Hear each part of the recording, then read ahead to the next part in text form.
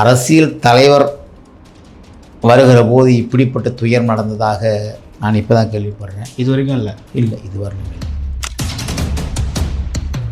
1000 car போகுது, 5000 காவல்துறை நிற்கிது, அதாவது தீயணைப்புத்துறை 100 வண்டி நிற்கிது. சரி, இப்போ இங்கே நின்றுதா? இது எதுவுமே இல்லைன்னு சொல்கிறீங்களா? விஜயோட கூட்டத்துக்கு கடந்த எல்லா கூட்டத்திலும் இருந்தது, இந்த கூட்டத்தில் மட்டும் இல்லைன்னு சொல்ல வரீங்களா? உயிர் பலி நடந்த பிறகு முறையான நடவடிக்கை எடுத்ததுனால தான் மீதம் உள்ள 100 பேர் காப்பாற்றப்பட்டார்கள்னு திமுக தரப்புலேருந்து சொல்கிறாங்க. இது எப்படி இருக்கு? நான் என்ன சொல்கிறேன், வெள்ளம் வராத முன்பையே தடுத்துனது. வெள்ளம் அடிச்சுக்கிட்டு விஜயினுடைய 50% கவனக்குறைவு இருக்குன்னு சொல்கிறேன். நான் அதையும் சொல்கிறேன். இங்கே விஜய் வருவாரா, தாவேக்காவினர் யாருமே இன்னும் இங்கே வரலை அப்படின்னு கேட்டதுக்கு இல்லை அவங்கெல்லாம் வருவாங்க, நானே அழைச்சி சொல்கிறேன்ற மாதிரி சொல்லியிருந்தார். இப்போ வரைக்கும் தாவேக்கா சார்பில் யாருமே அங்கே போகலன்றது ஒரு பெரும் துயரமான சம்பவம். எங்கள் அண்ணன் சீமான் எவ்வளோ துயரப்படுறாரோ அதை விட தாண்டி தம்பி விஜய் துயரப்பட்டிருப்பார். ஓகே, அதில் நான் மாற்றுக்கு 100% சொல்கிறேன். எங்கள் அண்ணன் என்ன துயரப்படுறாரோ அதே மாதிரி தம்பி விஜய் துயரப்பட்டிருப்பார். அதில் மாற்று கருத்து இல்லை.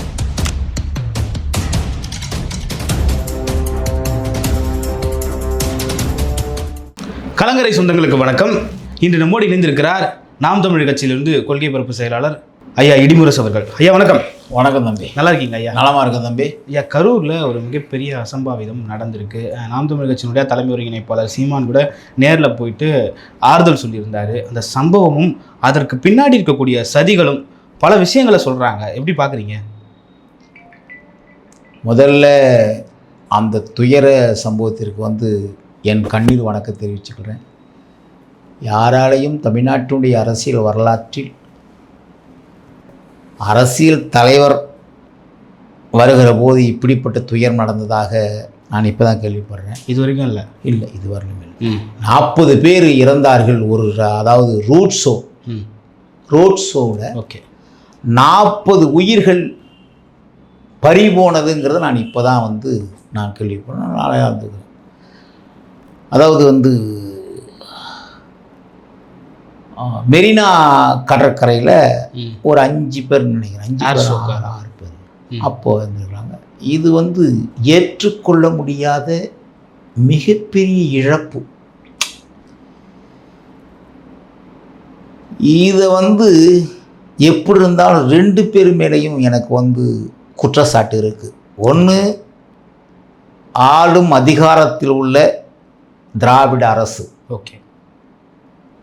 மற்றொன்று, தம்பி விஜயினுடைய அனுபவம் இல்லாத அரசியல்.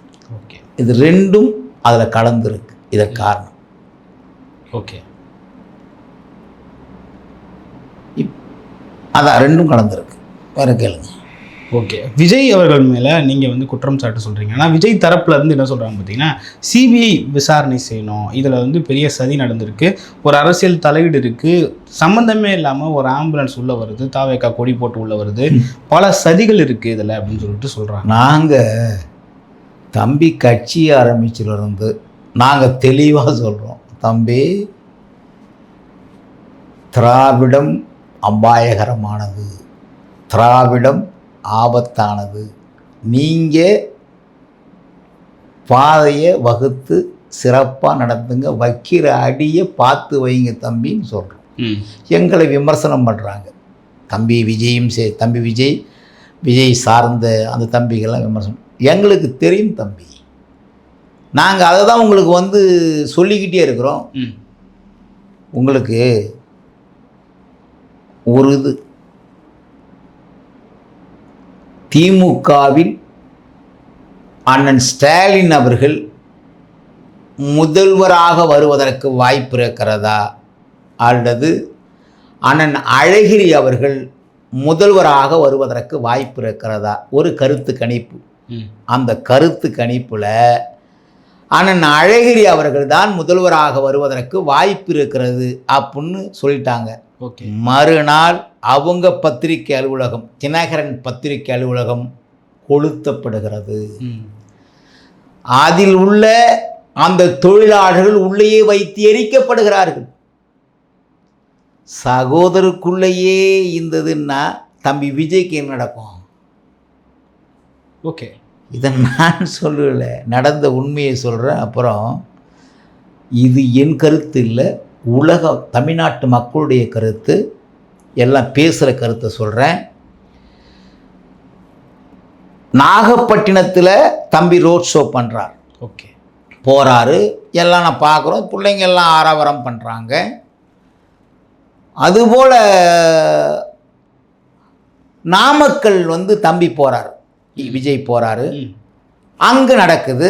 அங்கே எந்த விதமான அதாவது நெரிசல் இருக்குது. ஆனால் உயிர் பலியோ இல்லை யாரும் மயங்கி விழுந்தாவோ, மயங்கி விழுவாங்க, அது சரியாக போயிடும். ஓகே. ஆனால் இதற்கு நேர்மாறாக கரூரில் அவ்வளோ பெரிய நெரிசல். என்ன சொல்கிறாங்கன்னா, திமுக மரியாதைக்குரிய அமைச்சராக இருக்கிற செந்தில் பாலாஜி இதில் இழப்பை விஜய்க்கு ஏற்படுத்த வேண்டும் என்கிற ஒரு காரணத்திற்காக அவரே ஆயிரக்கணக்கான டிஷர்ட் அடித்து உள்ளே விட்டு குழப்பத்தை ஏற்படுத்தி இருக்கிறார் அப்படின்னு ஆரம்பிக்கிறாங்க. என் கருத்து இல்லை, அதாவது பொதுமக்களுடைய கருத்து, பலதரப்பட்ட கருத்து. ஓகே, நம்ம அதை கவனிக்க வேண்டியதாக இருக்குது. நான் என்ன சொல்கிறேன், கிங்காங் இருக்கான் பத்தியா, கிங்காங் இருக்கார்ல நடிகர், அவரு கிராமத்துக்கு போனால் கூட கூட்டம் கூடுமா கூடாதா? ஓகே. ஏன்னா ஒரு நடிகர் திரையில் பார்க்குறதுக்கும் தரையில் பார்க்குறதுக்கும் விரும்புவாங்கள்ல. திரையில் பார்த்தவரை தரையில் பார்க்குறது விரும்புவாங்கள்ல. தமிழ்நாட்டில் ஒரு சாபக்கேடு என்னன்னா, நடிகருடைய திரைப்பட கவர்ச்சி, நடிகரின் மேல் உள்ள மோகம் நிறைந்திருக்கிறது. உண்மையா இல்லையா? இப்போது கிங்காங்கில் எங்கள் பங்காளி வடிவேல் இல்லை, நமிதா இல்லை, நக்மா இல்லை, நயன்தாரா இல்லை, யார் வந்தாலும் கூட்டம் கூடும். தம்பி விஜய் விதிவிலக்கல்ல. இன்னும் 50 ஆண்டு காலம், 50 படத்துக்கு மேலே தம்பி நடிச்சிருக்காரு, 52 படம் நடிச்சிருக்காரு.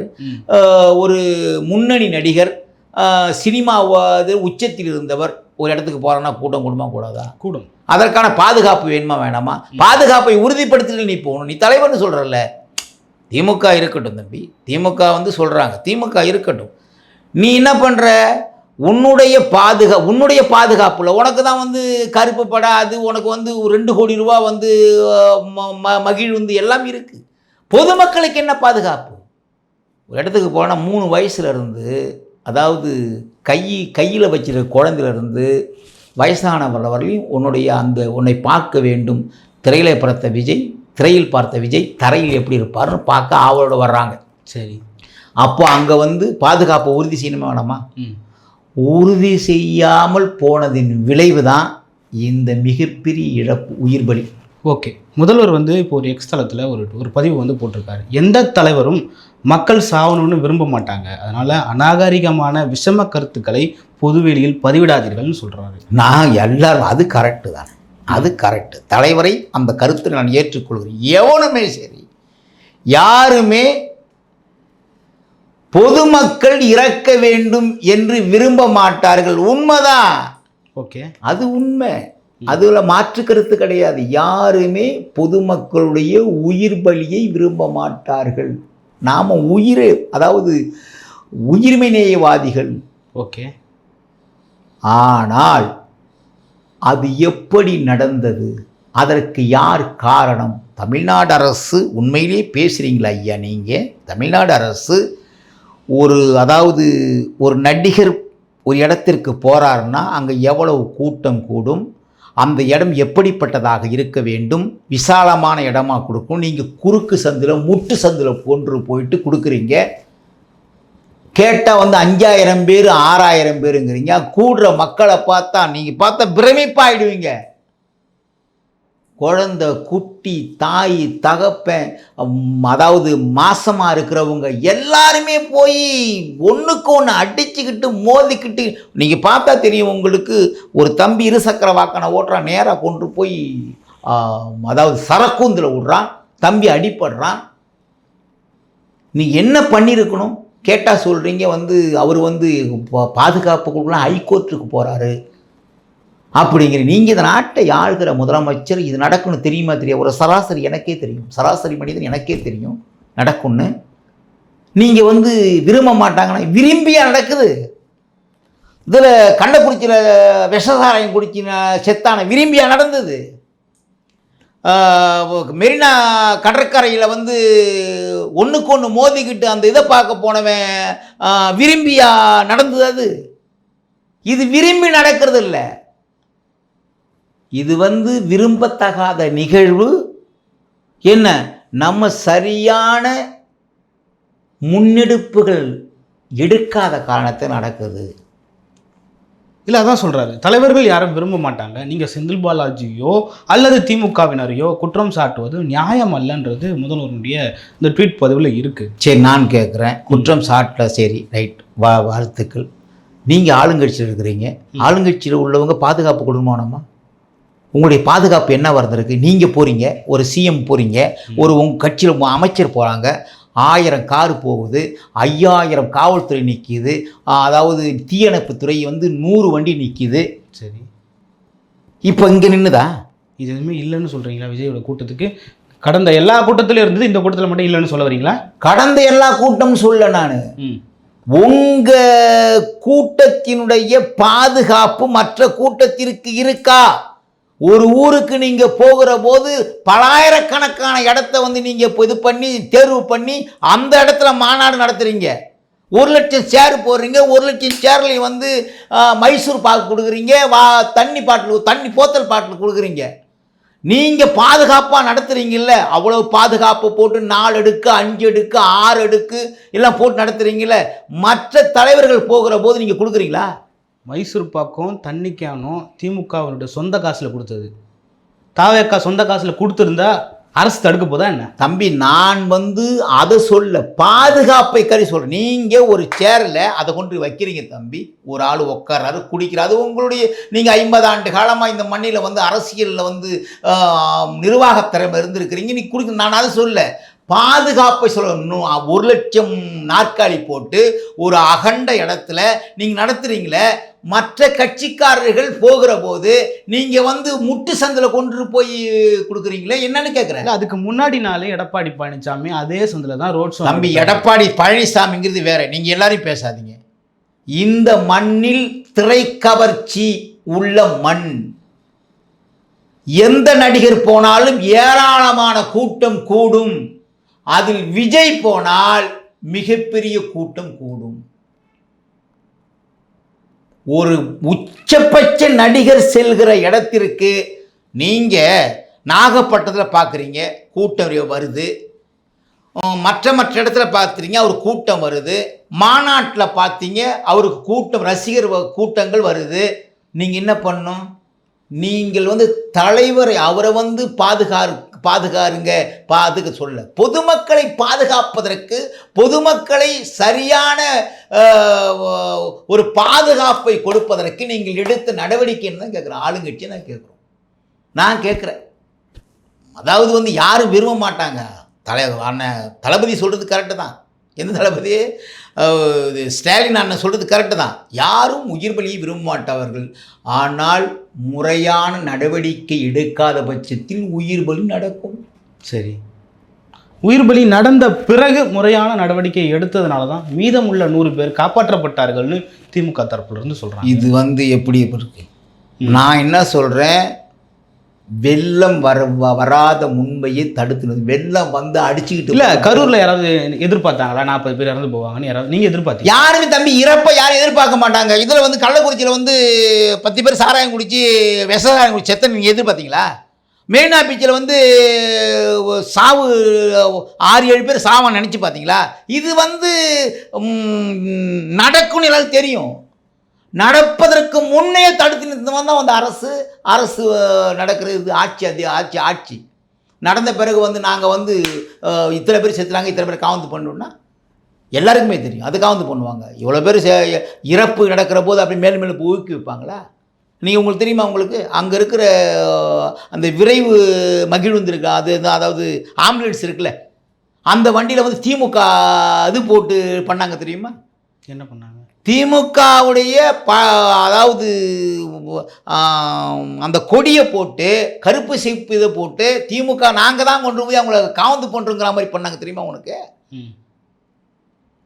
அதில் கூட அரசியல் ஆதாயம் எதிர்க்குங்கிற நான். ஒருத்தன் உயிருக்கு போயிட்டு இருக்கான், உயிர் போயிட்டு இருக்கு, நாங்கள் தான் காவந்து பண்ணோம், நாங்கள் தான் காவந்து பண்ணோம். நீங்கள் முன்னாடியே வந்து இதற்கு நடவடிக்கை எடுக்காமல் எப்படி நடக்குன்னு யூகிக்காமல் தேர்தல் வந்துட்டா வந்து தெரு தெருவாக போகிறீங்கள, மக்கள்கிட்ட ஓட்டு வாங்க போகிறீங்கள, இவ்வளோ பேர் பெரும்பான்மையான கூட்டம் கொடுக்குற போது இதெல்லாம் நடக்கும்னு தெரியாது அவங்களுக்குன்னு கேட்குறேன் நான்.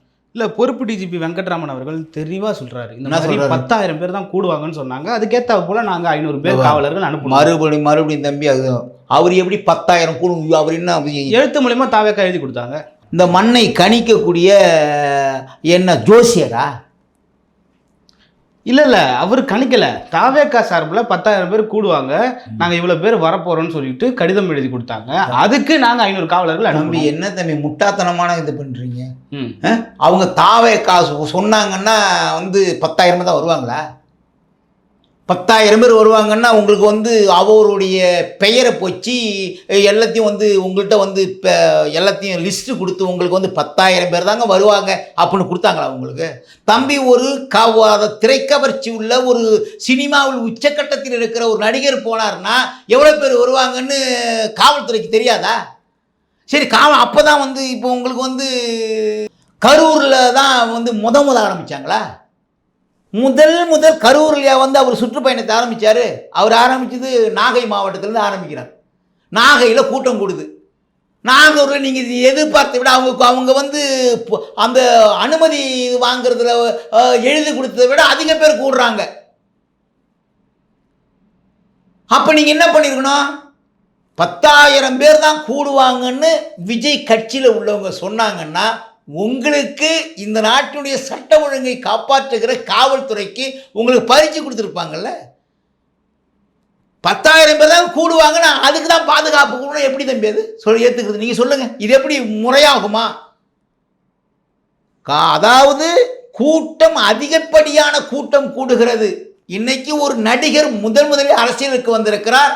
அவரை பார்ப்பதற்கு, அதாவது கொள்கை, லட்சியம், மண்ணை காப்பாற்றுவதற்கு, இந்த மலையை காப்பாற்றுவதற்கான இல்லை, ஒரு நடிகர் வந்திருக்கிறார். அவர் திரையில் எப்படி இருந்தார், தரையில் எப்படி இருப்பார் என்று பார்ப்பதற்கு போகிற கூட்டம் ஏராளமாக தான் இருக்கும். அது நீங்கள் தான், அரசு தான் அதற்கு ஏற்ற நடவடிக்கை எடுத்து பாதுகாப்பு வசதிகளை செய்து கொடுத்திருந்தா நீங்கள் பேசுத நியாயம் உண்டு. நடந்த பிறகு நான் காவந்து பண்ணணும்னா உயிர் 40 உயிர் போயிருக்கு. ஒரு உயிர் 2 உயிரா? 40 உயிர்கள் பறி போயிருக்கிறது. அதற்கு முதல்ல நீங்கள் வந்து ஏன் போனிச்சு, எதுக்கு போச்சுன்னு நீங்கள் இது சொல்லுங்கள். இல்லை, பல்வேறு நிபந்தனைகளை நாங்கள் தொடர்ந்து தாவேக்காவை ஃபாலோ பண்ண சொல்லியிருந்தோம், இது வரைக்கும் அதை ஃபாலோ பண்ணலை, அவங்க ஃபாலோ பண்ணாததுக்கான நிலைமை தான் இது அப்படின்னு சொல்லிட்டு. தம்பி, நான் வந்து விஜய் வந்து நான் வந்து நான் வந்து அரச குற்றச்சாட்டு விஜயினுடைய 50% கவனக்குறைவு இருக்குன்னு சொல்கிறேன். நான் அதையும் சொல்கிறேன். விஜய் ஒரு அனுபவம் உள்ள தலைவராக இருந்திருந்தால், விஜய் முன்னோடி தலைவர்கள் இருக்கிறாங்கல்ல, இப்போ அண்ணாவிடத்திலே வந்து கலைஞரும் எம்ஜிஆரும் அந்த நிர்வாகத் திறமையை கற்றுக்கொண்டார்கள். எம்ஜிஆரிடத்திலே ஜெயலலிதா அவர்கள் நிர்வாகத் திறமையை கற்றுக்கொண்டார். இப்படி படிப்படியாக ஒரு கட்சியில் இருந்து அந்த கட்சியினுடைய கோட்பாடுகளை, லட்சியங்களை, மக்களை எப்படி பயன்படுத்த வேண்டும், மக்களை எப்படி பண்படுத்த வேண்டும் என்று கற்றுக்கொண்ட பிறகு ஒரு தலைவராக வந்திருந்தால் பரவாயில்ல.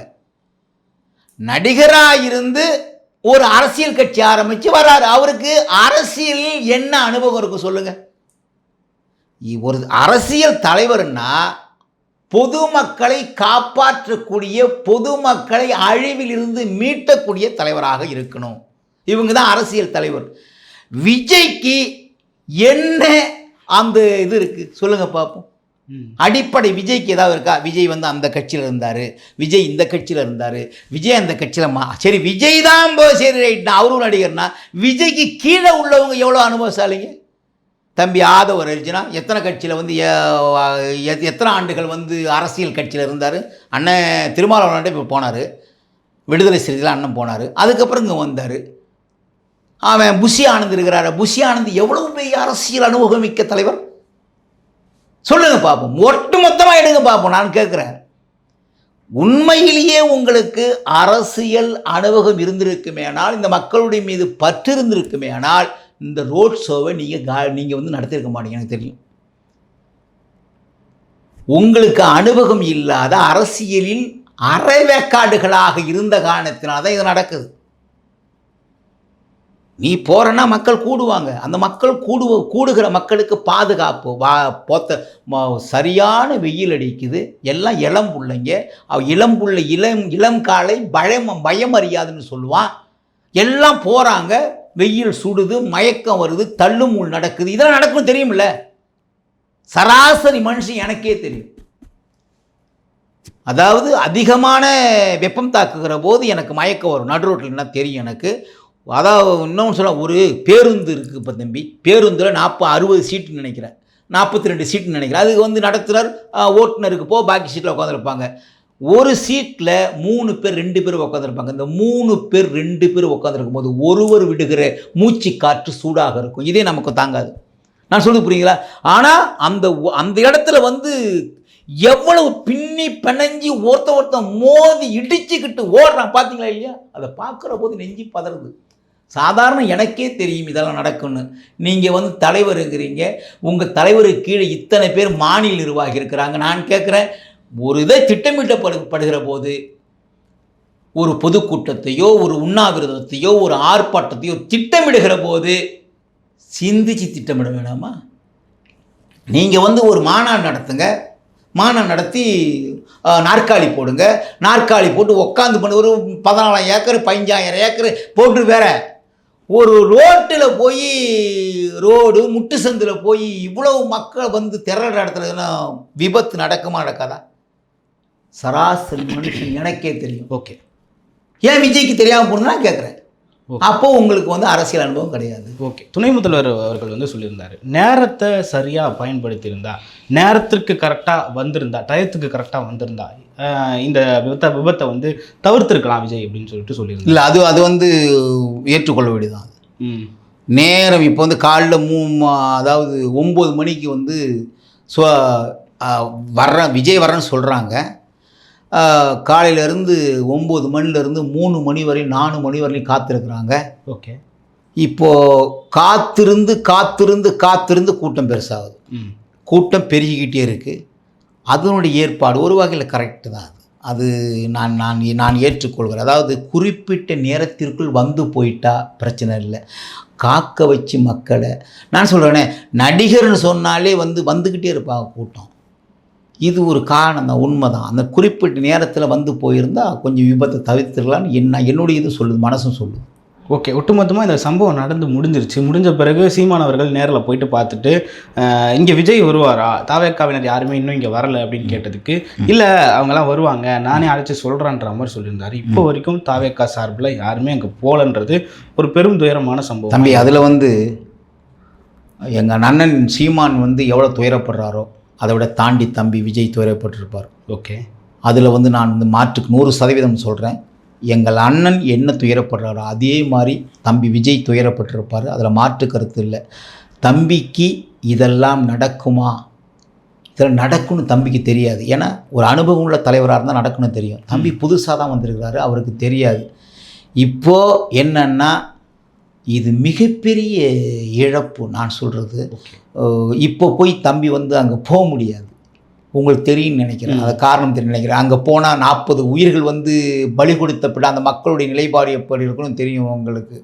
ஆனால் அதற்கான என்ன முன்னேற்பாட்டையோ அது தம்பி எடுக்கணும், அவருடைய கடமையாக இருக்குது. அதில் மாற்றுக்கிறது துயரப்படுறது உண்மைதான். அது யாருமே நெய்யில் அவர் இல்லை, யாருமே வந்து அது துயரப்படுவாங்க. ஓகே, நாம் தமிழ் கட்சியினுடைய கிட்டத்தட்ட 10 ஆண்டு கால வரலாற்றில் இந்த மாதிரியான ஒரு சம்பவங்கள் நடந்திருக்கா உங்களுடைய தம்பி? வரலாற்று தமிழ்நாட்டினுடைய அரசியல் வரலாற்றில் நாம் தமிழ் கட்சியில் உள்ள தம்பிகள் திட்டமிடுவதை போல எந்த கட்சி நடந்தது உங்களுக்கு தெரியும் நினைக்கிறேன். இல்லை, இந்த அரச பயங்கரவாதம் இருந்திருக்குன்னு நினைக்கிறேன். இருக்கு. ஐபிஎல் சம்பவமாக இருக்கட்டும், விக்னேஷனுடைய மரணமாக இருக்கட்டும், இந்த மாதிரியான ஒரு தம்பி 100% நான் தான் சொல்கிறேன், முதல்ல சொல்கிறேன். அதாவது தினகரன் பத்திரிகை அலுவலகத்தை பற்றி சொல்லிட்டு நான் உங்கள்கிட்ட 100% இருக்குது தம்பி.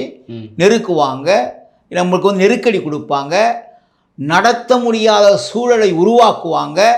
நாங்கள் அனுபவிச்சிருக்கிறோமே தம்பி. பொதுக்கூட்டமே போட முடியாது. 10 பேர் உட்கார்ந்துருக்கிற பொதுக்கூட்டத்தை எங்களுடைய கருத்தியலை இந்த மக்கள்னு சொல்ல முடியாது. திராவிட பண்ணியிருக்க, நான் அனுபவிச்சிருக்கிறேன் அதை. அதனால தான் அது தம்பி விஜய்க்கு நாங்கள் அடிக்கடி சொல்வது, நீங்கள் எடுத்து வைக்கிற அடியை பார்த்து நிதானமாக எடுத்து வைங்க. நாங்கள் சொன்னால் விஜய் கட்சியில் உள்ள எங்கள் தம்பிங்க எங்களை திட்டுறான், விமர்சனம் பண்ணுறான். நீங்கள் என் தம்பிடா, நீ என் தம்பி. பாதிக்கப்படுகிற போது எனக்கு கண்ணு கலங்குண்டா. பாதிக்கப்படுகிற எல்லாருமே நாமளாக இருப்போம். நீங்கள் மொழி போராட்டத்திலேருந்து பார்த்துங்க, சாவரம் எல்லாம் என் அண்ணன் தம்பி அங்காளி பங்காளி தான் இருப்பான். வேற யாராவது செத்த நீங்கள் சொல்லுங்கள், வரலாறு சொல்லுங்கள். இன்னார் செத்தாருங்க, மொழிக்காக செத்தாரு, இனத்துக்காக செத்தாரு, வாழ்வியலுக்காக செத்தாரு, மழை உடைக்கப்படுது செத்தாரு, கடலில் உள்ள மீன் வளம் அழிக்கப்படுகிறது அப்படின்னு செத்தான்னு சொல்லுங்க பார்ப்போம். ஓகே, இந்த விக்னேஷ் அவர்களுடைய மரணத்துலேயும் வந்து சீமான் அவர்கள் தான் பேசி மக்களை வந்து தூண்டி விட்டார், அவர் தான் அந்த தீக்குளிப்பு சம்பவத்திற்கு காரணம்னு சொல்லிட்டு அவர் பேர் ஒரு அவப்பேர் வந்தது. இப்போ அதே கட்டத்தில் தான் விஜய் அவர்களும் இருக்கார். தம்பி, அந்த சம்பவத்தை எப்படி பார்க்குறேன்? தம்பி முத்துக்குமார் தெரியல உங்களுக்கு? குளவைநல்லூர் முத்துக்குமார் குளவைநல்லூர், குளத்தூரில் அவர் சொந்த ஊர் குளவைநல்லூர். ஓகே, குளத்தூரில் இருந்தார். தம்பி முத்துக்குமார் வந்து இலங்கை போர் படுகொலை இதை தடுத்து நிறுத்தணும், என் சாவை பார்த்தாவது இந்த உலகம் தடுத்து நிறுத்தணும் தம்பி வந்து அதாவது எரிபொருளை ஊற்றிக்கிட்டு இறந்தார். ஐயா கலைஞர் இடத்துல போய் கேட்குறாங்க, ஐயா கலைஞர் இடத்துல தம்பி முத்துக்குமார் வந்து ஈழப்போரில் வந்து இறந்துட்டான்னு சொல்கிறாங்க. அவன் காதல் தோல்வியால் இறந்து போனான். சுனிதேர ஐயா மறைந்த ஐயா கலைஞர் அவர்கள்.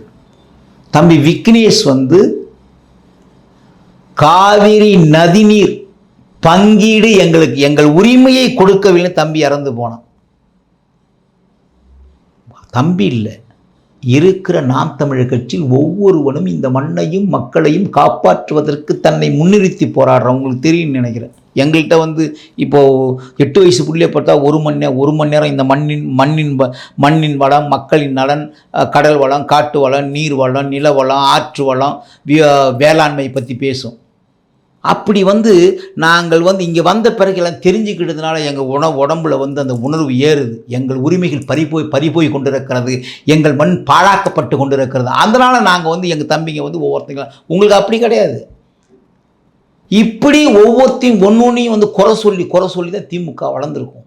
இது வந்து ஒரு பெரிய வியப்பில்லை. தம்பி விக்னேஷனுடைய அதாவது உயிர் பலியை வந்து அதாவது தான் உயிரிட்டதை வந்து பேசுறது வந்து அது ஒரு பெரிய இது கிடையாது. எல்லாருமே பேசியிருக்கிறாங்க. தம்பி குளவைநல்லூர் முத்துக்குமார் பேசியிருக்கிறாங்க. என்ன ஒன்றுன்னா அந்த அதாவது மொழிப்போர் தியாகிகள் இருக்கிறாங்களே, தாளமுத்து, நடராசன், கீழப்படுவர் சின்னசாமி, விராலிமலை சண்முகம், இவங்களாம் இருக்கிறாங்களே, இவங்களை பற்றி பேச மாட்டாங்க. ஏன்னா இதில் தான் அவங்க வண்டி ஓடுது. எந்த வண்டி ஓடுது? திமுக என்கிற வண்டி. இதனால தான் ஒரு இந்தி எதிர்ப்பு போராளிகள் அப்படி இப்படின்னு. ஆனால் அதில் இறந்தவங்க ஒரு கூட வந்து அவங்கள சார்ந்த எல்லாம் எங்கள் அண்ணன் தம்பி. நாங்கள் என்ன சொல்கிறோம், நீங்கள் ஆட்சி அதிகாரத்தில் இருக்கிறீர்கள். ஆட்சி அதிகாரத்தில் இருக்கிற நீங்கள் கேட்டால் நாங்கள் 50 ஆண்டு காலம் இந்த மண்ணிலே ஆட்சி நடத்தி கொண்டிருக்கிறோம். நீங்கள் ஒரு நடிகர் போகிற போது அங்கே என்ன நடக்குன்னு உங்களுக்கு தெரியும். தெரிஞ்சு கூட நீங்கள் பாதுகாப்பை ஏற்படுத்தி கொடுக்காது உங்களுடைய குற்றம். தெரிஞ்சே நீங்கள் வந்து செய்கிறீங்க. இதை எப்படியும் நடக்கட்டும், நடந்து வந்து அதில் அவன் விஜய்க்கு வந்து கெட்ட பேர் வரட்டும்.